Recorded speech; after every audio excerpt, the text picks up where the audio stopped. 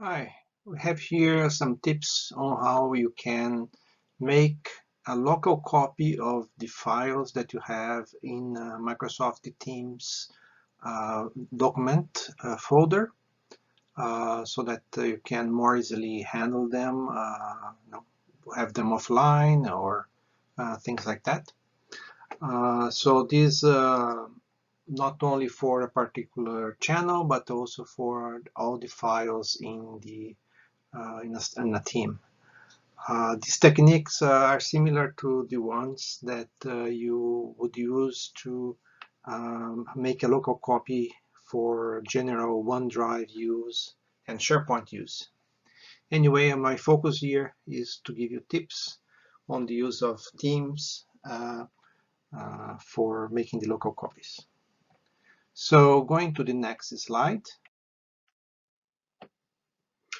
So the basic technique, the simplest one, is to make a local copy of one channel within a team. You know, a team can have many channels. And the way you do that, you go to a particular channel. Here you have a team called TSBSGD, and it is focused now on the general channel, showing the Files tab. That's here. So the way to do that is very simple. You see here the sync option.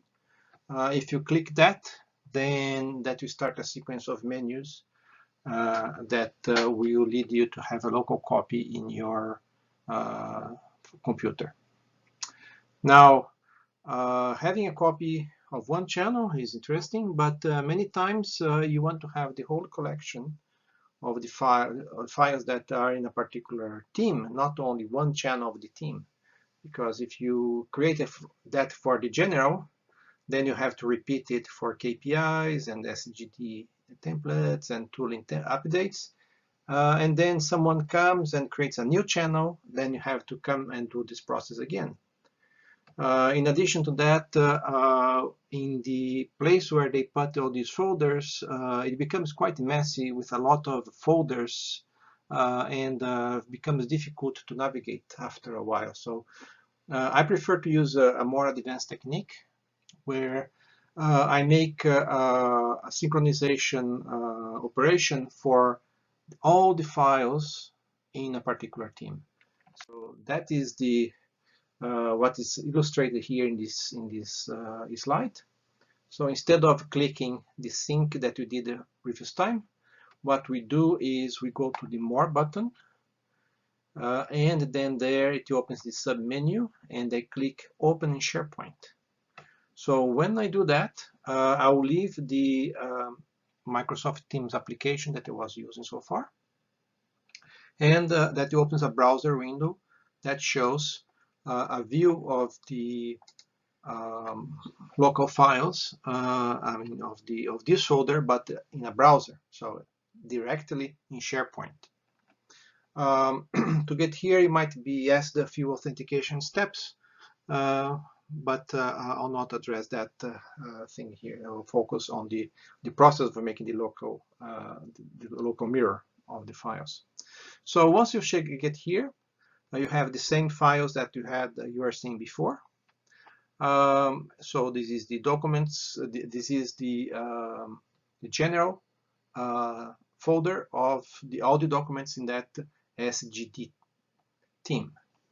Now you see here that there is in this menu here on the left, there's an option Documents. So this Documents folder, if you click here, it's going to show the upper level of the collection. So that it is. So here we were here inside this general folder. Now you see all of them. If you remember from the previous slide, these were each of the channels that we had in this TSBSGD team.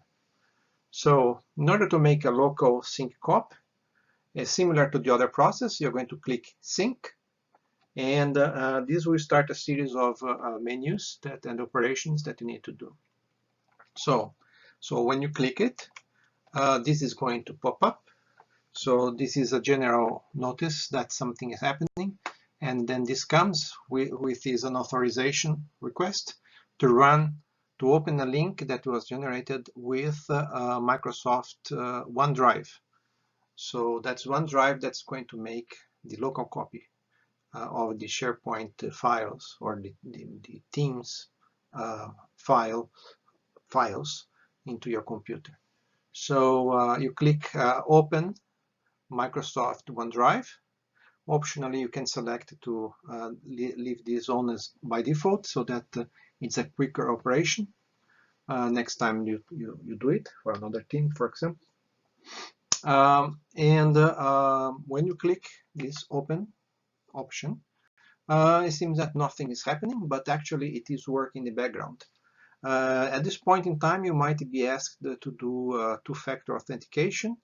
If your Teams administrator has chosen to use that option, many have, then you have to follow up those steps, which you should be familiar with. In any event, so here it seems to be dead, but no, actually it is creating the copies in your local system. In order to see them, you can do it different ways. First, you have to learn where OneDrive put these documents. So in my case, in my organization, ITU, we have the corporate account that they call the tenant.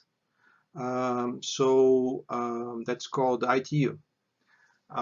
So what will happen is that, well, in order to go to that folder, which is different from the default OneDrive folder that you have for your own files in the system, that is usually called OneDrive and then dash and then the tenant name, in my case ITU.